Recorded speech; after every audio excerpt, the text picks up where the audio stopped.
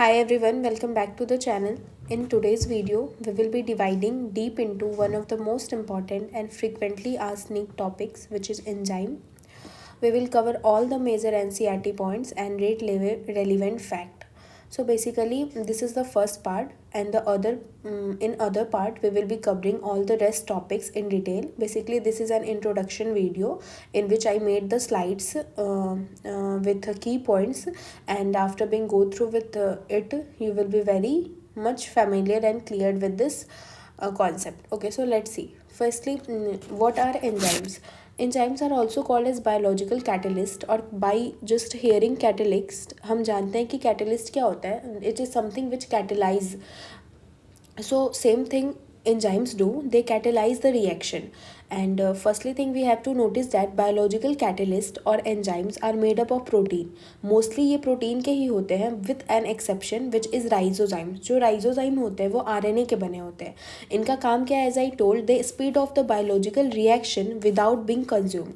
अब आप ये सोचोगे कि एंजाइम किसी रिएक्शन में पार्ट लेता है, हमारे रिएक्शन को कैटेलाइज करता है, जल्दी करवाता है, बट वो इस चीज़ में कंज्यूम नहीं हो जाता. वो लाइक एंजाइम आया, हमारे सबस्ट्रेट से जुड़ा, फिर ये एंजाइम सबस्ट्रेट कॉम्प्लेक्स बनाया, इसने हमारे रिएक्शन को जल्दी करवा दिया, और जल्दी करवाने के बाद फिर एंजाइम बाहर निकल जाता है और प्रोडक्ट बना के हमें दे देता है. तो बेसिकली ये कंज्यूम नहीं होता हमारे रिएक्शन में, यही यहाँ पे कह रहे हैं. And it is highly specific in action, like one enzyme one substrate. मतलब इस एंजाइम जाके इस सबस्ट्रेट के साथ ही जुड़ सकता है. अगर हम यहाँ पे S2 ले रहे हैं तो अब ये एंजाइम इसके लिए स्पेसिफिक है, ये इसके साथ जाके इसके रेट को हाई नहीं कर सकता. So we can say that enzymes are specific in action. Now let's see the properties of enzymes. These are highly efficient, increase rate of reaction up to 10 to 12 time. ये rate of reaction को 10 to 12 time increase करते हैं. Specificity जैसे हमने पहले देखा कि ये सिर्फ स्पेसिफिक सबस्ट्रेट्स पे काम करते हैं. रिवर्सिबिलिटी इनकी प्रॉपर्टीज़ है, like some reactions are reversible. कुछ रिएक्शन में ये मतलब एंजाइम सबस्ट्रेट से जुड़ा, फिर एंजाइम सबस्ट्रेट कॉम्प्लेक्स प्रोडक्ट बना, फिर उसको बैक में भी ला सकता है. So like some reaction are reversible. Sensitive to pH and temperature, like एक पार्टिकुलर पीएच के बाद जो एंजाइम्स है वो डिग्रेड हो जाते हैं, इनएक्टिव हो जाते हैं. Similar in case of temperature, कि एक पार्टिकुलर टेम्परेचर से ज़्यादा टेम्परेचर अगर आप दोगे तो वो एंजाइम जो है वो डिग्रेड हो जाएगा, तो उसका फंक्शन नहीं हो पाएगा. Lower the activation energy of the reaction. जो एंजाइम है वो हमारे एक्टिवेशन एनर्जी को कम कर देता है, ठीक है, और फिर उसके बाद हमारे मतलब जो रिएक्शन है उसके रेट को क्या कर देता है, बढ़ा देता है. So this thing you have to keep in mind. Now let's see the mechanism of enzyme action. There are basically two models, lock and key model and induced fit model. Lock and key model is basically like कि lock और key आप क्या समझ रहे हो कि this is a lock जहाँ पे जाके हम key जो है वो लगाते हैं. तो similarly substrate fit exactly into the active site. Her enzyme के पास एक एक्टिव साइट होता है, ठीक है. इस एक्टिव साइट में जाके जो हमारा सबस्ट्रेट है वो फिक्स कर जाता है. अब लॉक एंड की मॉडल में क्या है कि जो एक्टिव साइट है उसकी जो शेप होती है वो फिक्स्ड होती है, लाइक इसकी शेप चेंज नहीं होती. ऐसा नहीं है कि ये एंजाइम का जो एक्टिव साइट है वो अपने शेप को चेंज करेगा कि हाँ ये सबस्ट्रेट आके मिल जाए, ये सबस्ट्रेट आके मिल जाए, ऐसा कुछ नहीं होगा. जो सबस्ट्रेट इसमें एग्जैक्टली फिट होगा वही दोनों आपस में मिलेंगे और एंजाइम सबस्ट्रेट कॉम्प्लेक्स बनेगा. But when we see in the case of induced fit model, induced fit model में क्या होता है कि जो एंजाइम है वो अपने एक्टिव साइट का शेप जो है वो चेंज करते रहता है. किसके अकॉर्डिंग, सबस्ट्रेट के अकॉर्डिंग, कि सबस्ट्रेट आए और उसमें फिट हो जाए, और इस तरह एंजाइम सबस्ट्रेट आगे बढ़ते हैं. सो स्टेप्स देख सकते हो आप. सबसे पहले एंजाइम और सबस्ट्रेट आए, मिले, फिर एंजाइम सबस्ट्रेट कॉम्प्लेक्स बना, फिर जैसे कि एंजाइम हमें प्रोडक्ट देखे और वो कंज्यूम नहीं होता तो रिएक्शन में बाहर निकल जाएगा. So now see the types of enzyme. बहुत सारे तरीके के एंजाइम हैं जो कि हमें यहाँ देखना है. And the first is oxido reductase. Okay, so oxido reductase नाम से पता चल रहा है कि इसमें ऑक्सीडेशन रिडक्शन होता है, और आप जानते हो कि जहाँ पे ऑक्सीडेशन रिडक्शन दोनों होता है उसको अपन रिडॉक्स रिएक्शन कहते हैं.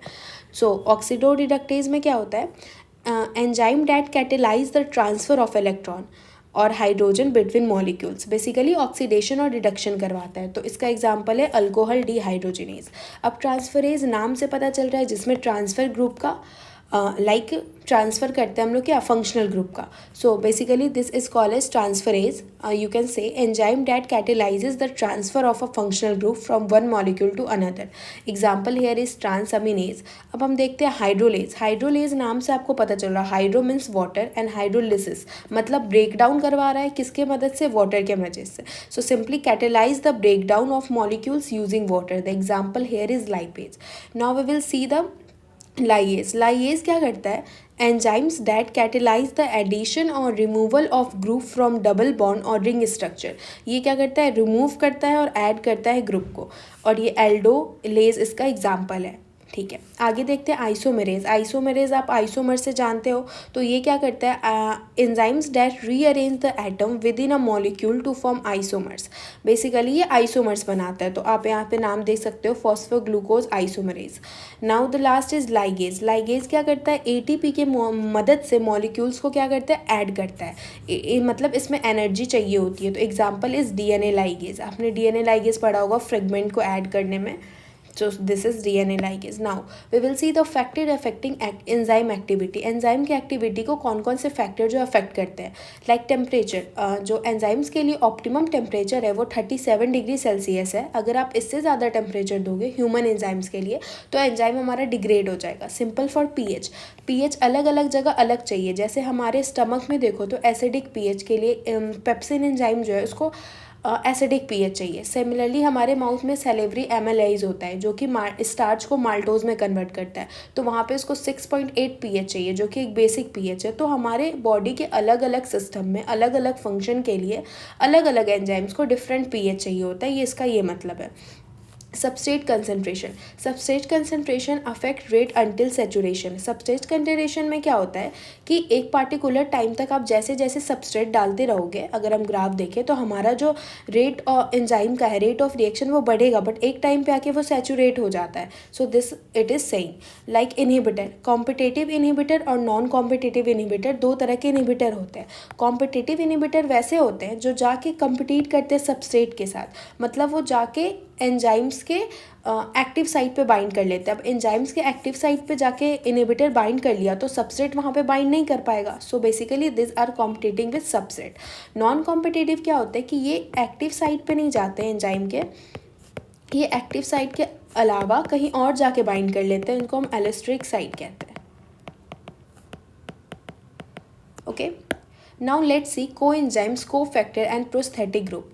कोएंजाइम्स क्या है कोएंजाइम्स बेसिकली ऑर्गेनिक मॉलिक्यूल है लाइक NAD+, FAD+. ये सारे क्या करते हैं ये सारे मिलके एंजाइम्स के एक्टिविटी को इन्हांस करते हैं. कोफैक्टर ये inorganic ions like magnesium zinc. Prosthetic group tightly bound cofactor heme group. अब प्रोस्थेटिक ग्रुप और कोफैक्टर में आपको याद रखना है कि प्रोस्थेटिक ग्रुप जो है वो टाइटली बाउंड होता है और कोफैक्टर जो है वो लूजली बाउंड होता है. ठीक है अब देखते हैं हम एनसीईआरटी के कुछ हाइलाइट्स पॉइंट जो कि इंपॉर्टेंट है लाइक सारे एंजाइम्स प्रोटीन है किसको छोड़ के राइबोसोम्स को.